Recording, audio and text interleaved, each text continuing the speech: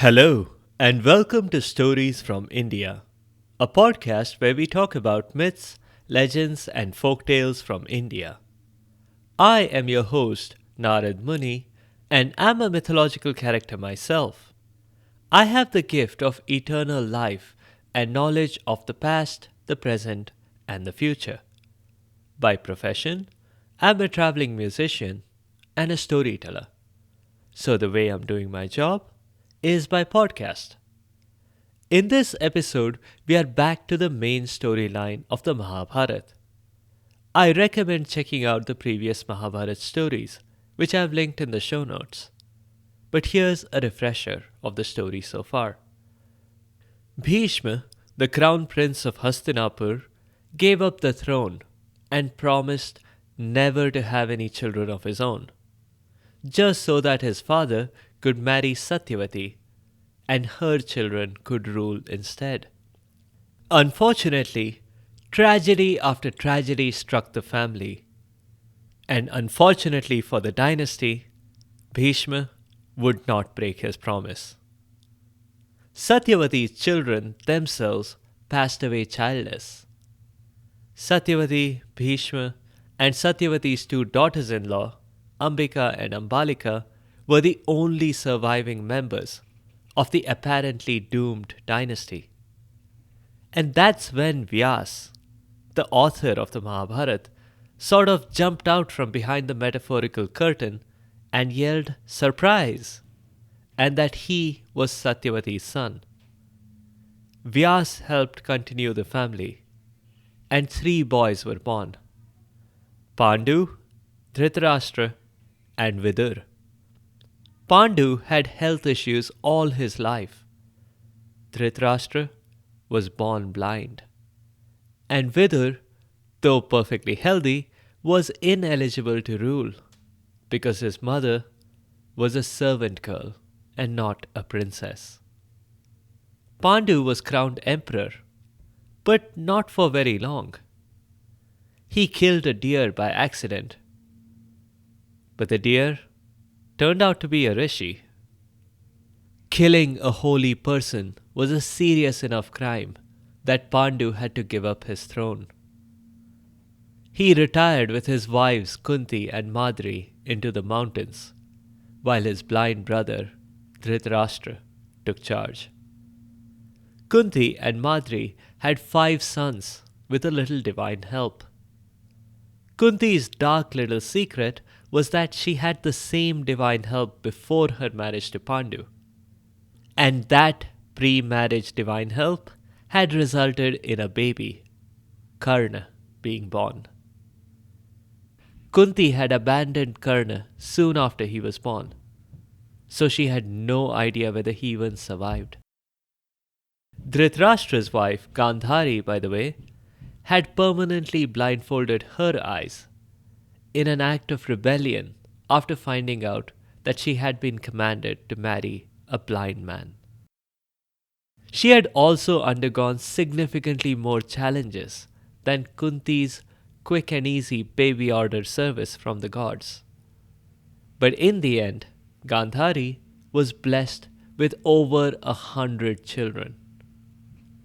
That's what we have covered so far.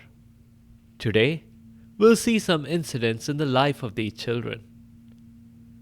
Let's start in Hastinapur, where Bhishma was in a happy mood, even as he was walking over to the eternally pessimistic Dhritarashtra chambers. Why should Bhishma not be happy? For the very first time, it seemed that Hastinapur's future was secure. There were over 100 potential successors to the throne. Since Bhishma's hasty promise several decades ago, it had been hard to find even a single successor. It was such a welcome thought to Bhishma that maybe he did not have to keep this whole protecting the throne thing going for too long. Truth be told, he was looking forward to retirement. He was just a grandfather by relation to the newly born kids. But because of the age gap between him and his half-brothers, Satyavati's children, he was practically 3 generations older. To make matters worse, a lifetime of worry had aged Bhishma terribly. Not surprising, considering that he was practically running the whole empire. Sure, Dhritarashtra was sitting on the throne, but that's about all his contribution was sitting. Bhishma whistled a tune and entered Dhritarashtra's chambers and warmly greeted the emperor and his wife. So, Dhritarashtra, my boy, what can I do for you? Children are all doing well and all that? It's all fine now, thanks to you, Gandhari interjected. I wish Dhritarashtra had acted earlier on your suggestion of setting up more diaper factories in the empire. With 100 children, naturally, supply couldn't keep up with demand. 102, Dhritarashtra corrected automatically. Not to mention the 5 Pandav children, Gandhari added. But then they are used to jungle survival already. They managed to make their own diapers with oversized leaves. That reminded Bhishma that maybe it was time to check on the Pandavas, occasionally as well. It had been a while since he had spoken to Kunti. In fact, now that he thought of it, he hadn't spoken to her since the day she returned from the forest, with 5 children in tow. He had obviously done the civil thing, and had set her up with her own chambers in the palace, and her children were treated like the princes they were. That also reminded him. He meant to discuss with Vidhur and Dhritarashtra about the whole succession thing. Like how Pandu was the king, and he had transferred his powers to Dhritarashtra. So, should Pandu and Kunti's oldest child, Yudhishthir, be the next in line? Or should it be Duryodhan, Gandhari and Dhritarashtra's oldest? It's been on my to-do list for a long while. I must get to it one day, Bhishma thought. Meanwhile, Gandhari and Dhritarashtra were going on and on about... What were they even talking about? Bhishma asked himself. Schools? Ratings? Grades, it seemed like. He didn't want to give the impression that he hadn't been listening. So he jumped in with a comment about how awesome his own school had been. He had had one-on-one instruction from the best of the best. Gandhari and Dhritarashtra paused for a second. And then Gandhari took the plunge. So, we'd like to get them into something like that. Get whom? Into what? Asked Bhishma, puzzled. Our children into the kind of schooling you had, Gandhari replied. Sure. Just tell me which one of your 102, and I'll see to it that they get a really quality education. I'll write them a glowing letter of recommendation. I know it's your choice, and I know we are a patriarchal society and all that, but I really hope you pick your daughter, Dushila. She's exceptionally bright, you know. Gandhari replied that they wanted to do that for all of their kids. That's not how one-on-one education works, Bhishma explained. We can only pick one student. It's in the name too, one-on-one. It doesn't have to be one-on-one, Gandhari replied. She seemed to be calling all the shots here. I do want them all to learn from the same professors. But not Dushila. We are, as you said, a patriarchal society. We can't afford to look too progressive. If that's what you actually prefer, you'll be sacrificing quality for quantity, Bhishma said. At 100 children, ideally, we'd just start our own university. Maybe get Kripacharya to run it. Kripacharya? You mean one of the babies that your father rescued back in episode 68? Gandhari asked. Bingo, replied Bhishma. But he's not still a baby or anything, because that would be very weird. He's older than me too. He's our weapons expert now. Kripacharya can probably train the children. The ever pessimistic Dhritarashtra asked, if he's what we get for 100 children, what would have happened if he had 1,000?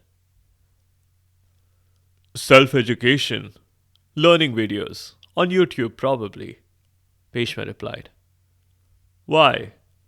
Are you planning on having another 900 kids? He asked, tentatively.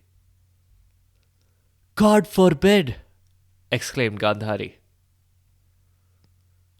898 more children, not 900, corrected Dhritarashtra pedantically. I'll put it to Kripacharya. We may need to give him some incentives, Bhishma said. Well, remind him that if your father hadn't taken care of him, he would probably have been eaten up by wild beasts, Gandhari suggested. So Bhishma did remind Kripacharya of that the next time he met him. But it turned out not to have been such a good idea. When Kripacharya found out that he was being asked to teach 100 children, he remarked that he would much rather be eaten by wild beasts. It took a ton of subtle diplomacy from Bhishma to finally convince Kripacharya to teach the children.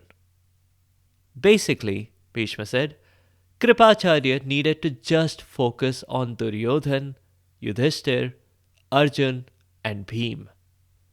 Everyone else was a follower, not a leader. So you're including the Pandav children? Kripacharya asked. I thought you said 100, but with the Pandavas, it's 107.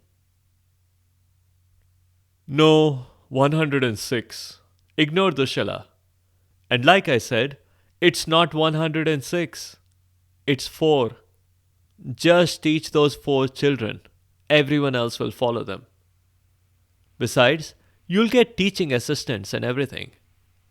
We'll arrange for some substitute teachers also, so you can take time off. Plus, this is only weapons training. Other things like mathematics and reading, they can learn from Kumon or something. Kripacharya was still hesitant, but with a significant bonus per child and 100 teaching assistants, he finally relented. Things went okay for several years. At least, Bhishma thought they were okay. One day, though, Bhishma decided to pay a surprise visit to Kripacharya University. When he got there, the place was in shambles. Children were playing by themselves. Bhim was resting by a tree after having eaten what seemed to be several servings of lunch. No wonder that Bhishma had complained about the lunch budget being twice of what was expected. Elsewhere, he saw Dushasan holding the wrong end of a club and puzzling over why he was unable to smash an egg. Bhishma dismissed that initially, because Dushasan wasn't what one might consider a gifted child. He was strong, but physically only. But things took on a more worrying aspect when Bhishma next saw another Kaurav child. He couldn't remember the kid's name. This was more of an average, unnamed Kaurav child. And he was putting an arrow in his bow backwards. So the arrow was pointing at himself when he was about to launch it. For a brief moment, Bhishma seriously considered letting Darwinism take control here. But he thought the better of it and stopped the child before he could launch the arrow at himself. One could be an exception, two could be negligence, but three is a pattern, Bhishma thought. He needed reassurance quickly, so he sought out his favorite.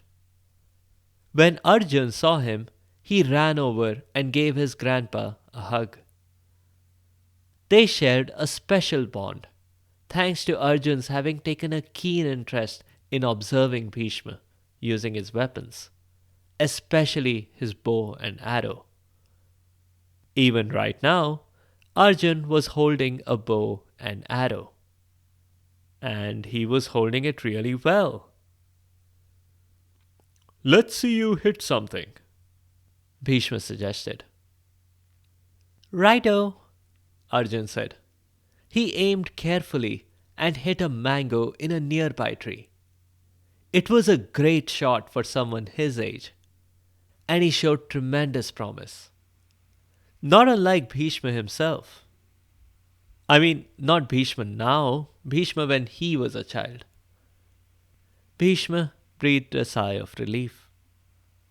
Something in what Kripacharya was doing was working. When did Kripacharya get you started in archery? Bhishma asked Arjun. I'm sorry, who? Arjun asked, puzzled. Kripacharya, your guru, your professor, Bhishma replied, but already with a sinking feeling. I don't know who that is, Arjun said. We only have teaching assistants who ask us to do whatever they want, whenever they want it. And what about archery then? Asked Bhishma. Is that what this is? I was calling it stick throwing. See, this thing with a pointy end is the stick, and this other thing is a curved stick throwifier. Bhishma cringed. And the reality is, don't tell the teaching assistants, but I'm not supposed to be stick throwing. I've just been sneaking away and doing it. I've been practicing what I've observed from you, Grandpa. Bhishma was immediately filled with tremendous respect for this little prodigy. But that was immediately superseded by an overwhelming urgency to find the children a new weapons instructor. Yudhishthir had walked over to Bhishma at this time. That boy was the eldest of the lot, so Bhishma asked him why he hadn't said something about how badly school was going. But Yudhishthir merely replied that it would be disrespectful to criticize your teachers. So he was not going to do it. Seriously? Thought Bhishma. Spoil all your lives and careers by keeping silent about obvious wrongdoing? But he didn't say anything.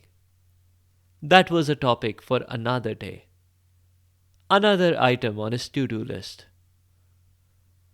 That evening, Bhishma published several advertisements for weapons instructors who wanted to teach royal princes. There were many applicants the following days, but every candidate withdrew when they found out the scope of what they had to deal with. The only person who could help, Bhishma concluded, was Dronacharya. I have many stories to tell about Dronacharya, and in time I will cover them on the show. All I'll say for now is that Dronacharya was the child of the Saptarishi Bharadwaj, who has been mentioned before on the show. Dronacharya was an incredible coach. Think Sir Alex Ferguson or Nick Bollettieri and magnify their impact 100 times. Bhishma sent out hundreds of messengers to try to locate Dronacharya, but without much success.